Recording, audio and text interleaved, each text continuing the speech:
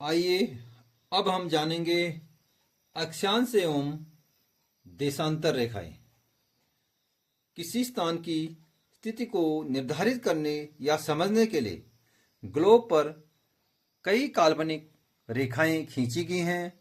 कुछ काल्पनिक रेखाएं खड़ी खींची गई हैं जो उत्तर से दक्षिण ध्रुव को मिलाती हुई खींची गई हैं, और कुछ काल्पनिक रेखाएं पश्चिम से पूर्व की ओर खींची गई हैं। इन्हीं रेखाओं को अक्षांश और देशांतर रेखाएं कहते हैं। आइए अब ग्लोब को देखते हैं। इसमें एक प्रमुख काल्पनिक रेखा जो ग्लोब के बीचों बीच पश्चिम से पूर्व की ओर खींची गई है, यह ग्लोब को दो बराबर भागों में बांटती है। इसे विषुववृत्त, इक्वेटर या भूमध्य रेखा या जीरो अंश अक्षांश रेखा कहते हैं। विषुववृत्त के उत्तर में स्थित आधे भाग को उत्तरी गोलार्ध और दक्षिण में स्थित आधे भाग को दक्षिणी गोलार्ध कहते हैं। विषुववृत्त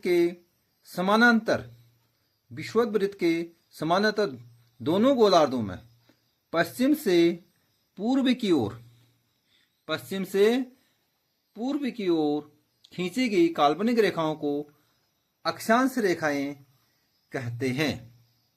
पश्चिम से पूर्व की ओर खींची गई काल्पनिक रेखाओं को अक्षांश रेखाओं को डिग्री या अंश में दर्शाते हैं। भूमध्य रेखा यानी विषुववृत्त के उत्तर में स्थित सभी अक्षांश रेखाओं को उत्तरी अक्षांश रेखाएं और दक्षिण में स्थित सभी अक्षांश रेखाओं को दक्षिणी अक्षांश रेखाएं कहते हैं। अक्षांश रेखाओं के मान को दर्शाने के लिए उसके मान के साथ साथ उसकी दिशा को भी लिखा जाता है। माना यह 15 अंश वाली उत्तर में स्थित अक्षांश रेखा है, तो इस उत्तर में स्थित 15 अंश उत्तर अक्षांश रेखा को 15 अंश उत्तरी अक्षांश रेखा कहेंगे, और 30 अंश उत्तर में स्थित अक्षांश रेखा को 30 अंश उत्तरी अक्षांश रेखा कहेंगे। इसी प्रकार से दक्षिण में स्थित 15 अंश अक्षांश रेखा को 15 अंश दक्षिणी अक्षांश रेखा कहेंगे, और दक्षिण में स्थित 30 अंश अक्षांश रेखा को 30 अंश दक्षिणी अक्षांश रेखा कहेंगे। ये अक्षांश रेखाएं रेखा न होकर वृत्त हैं जो ग्लोब को चारों ओर से घेरे रहते हैं। आप इस चित्र में भी देख पा रहे हैं, अक्षांश रेखाएं गोलाकार जो वृत्त को यानी ग्लोब को घेरे हुए हैं। आप ग्लोब पर भी इस भूमध्य रेखा को जो हमें साफ दिखाई दे रही है, वृत्त के चारों ओर एक वृत्ताकार घेरा बना रही है।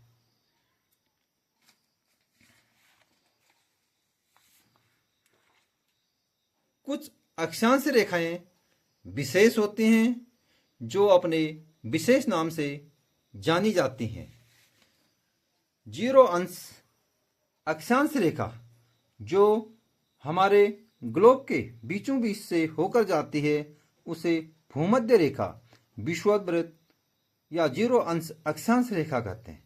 इसी प्रकार से उत्तर में स्थित 23.5 अंश उत्तरी अक्षांश रेखा को कर्क रेखा कहते हैं, और दक्षिण में स्थित 23.5 अंश दक्षिणी अक्षांश रेखा को मकर रेखा कहते हैं। और इसी प्रकार उत्तर में स्थित 66.5 अंश उत्तरी अक्षांश रेखा को उत्तरी ध्रुव वृत्त कहते हैं, और दक्षिण में स्थित 66.5 अंश दक्षिणी अक्षांश रेखा को दक्षिण ध्रुव वृत्त कहते हैं। अक्षांश रेखाओं की कुल संख्या उत्तरी गोलार्ध में 1 से लेकर 90 तक होती है, और दक्षिणी गोलार्ध में 1 से लेकर 90 तक होती है। और एक भूमध्य रेखा यानी विषुववृत्त 0 अंश वाली होगी। इस प्रकार से अक्षांश रेखाओं की कुल संख्या 90 उत्तरी गोलार्ध में, 90 दक्षिणी गोलार्ध में और एक भूमध्य रेखा यानी विषुववृत्त वाली। इस प्रकार से कुल अक्षांश रेखाओं की संख्या 181 होती है, 181। अभी हमने जाना था कि पश्चिम से पूर्व की ओर खींची गई काल्पनिक रेखाओं को अक्षांश रेखाएं कहते हैं। अब हम ग्लोब पर बहुत सारी खड़ी रेखाएं देख पा रही हैं जो उत्तर ध्रुव को दक्षिण ध्रुव से मिला रही हैं। इन्हीं खड़ी रेखाओं को जो ग्लोब पर उत्तर ध्रुव को दक्षिण ध्रुव से मिलाते हुए खींची गई है, इनको देशांतर रेखाएं कहते हैं। देशांतर रेखाओं को भी अंश में मापते हैं। देशांतर रेखाएं ग्लोब पर अर्धवृत्त बनाते हैं, यानी इस ध्रुव से उत्तर ध्रुव से दक्षिण ध्रुव तक के अर्धवृत्त का निर्माण करते हैं। जैसे कि आप इस चित्र में भी देख पा रहे हैं कि ये उत्तर ध्रुव से दक्षिण ध्रुव की ओर खींच। देशांतर रेखाओं के बीच की दूरी विषुववृत्त यानी भूमध्य रेखा पर सर्वाधिक होती है।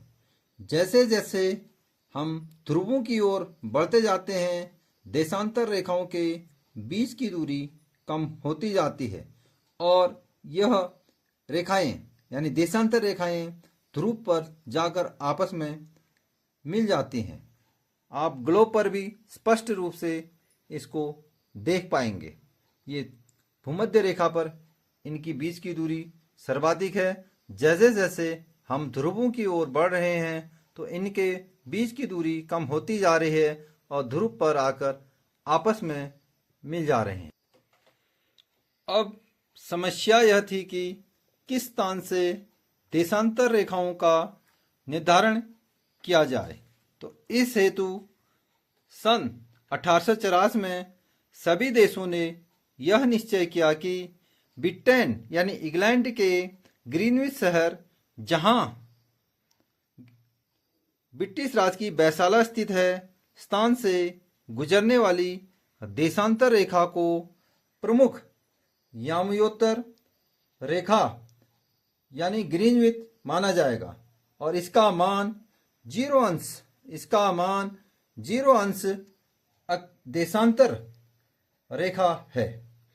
यहाँ से 180 अंश पूर्व तथा 180 अंश पश्चिम तक गणना करते हैं।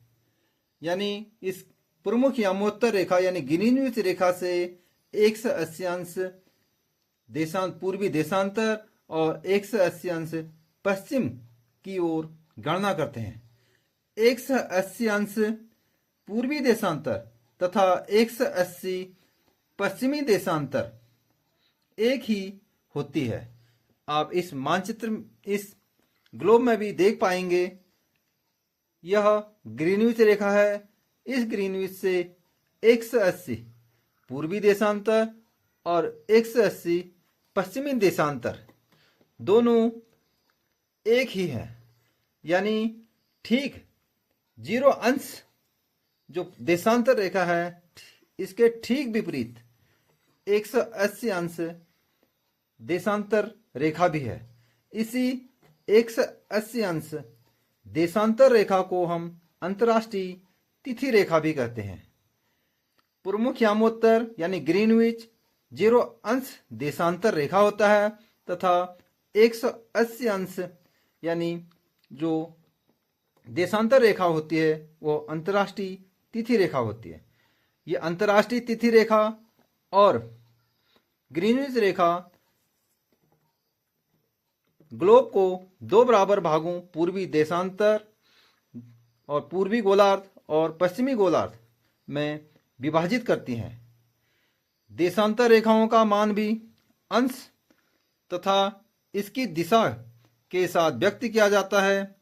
उदाहरण के लिए 20 अंश पूर्व में स्थित देशांतर रेखा को 20 अंश पूर्वी देशांतर रेखा, 40 अंश पूर्व में स्थित देशांतर रेखा को 40 अंश पूर्वी देशांतर रेखा कहते हैं। इसी प्रकार से पश्चिम में स्थित 20 अंश देशांतर रेखा को पश्चिमी देशांतर रेखा और 40 अंश पश्चिम में स्थित देशांतर रेखा को पश्चिमी देशांतर रेखा कहते हैं। अक्षांश और देशांतर रेखाओं से हमें किसी स्थान की स्थिति यानी लोकेशन जानने में सहायता मिलती है। अब अक्षांश और देशांतर रेखाओं का ग्लोब पर जो जाल बना होता है, इस प्रकार से ये देशांतर रेखाएं हैं और ये अक्षांश रेखाएं हैं, एक जाल का निर्माण कर रहे हैं। जो इस प्रकार का जाल बनता है उसे हम ग्रिड कहते हैं। जैसे कि आप इस ग्लोब में भी देख पा रहे हैं, ये साफ दिखाई दे रहा है, ये अक्षांश रेखाएं हैं और ये देशांतर रेखाएं हैं। ये आपस में एक जाल का निर्माण कर रहे हैं। इसी जाल को हम ग्रिड कहते हैं। धन्यवाद।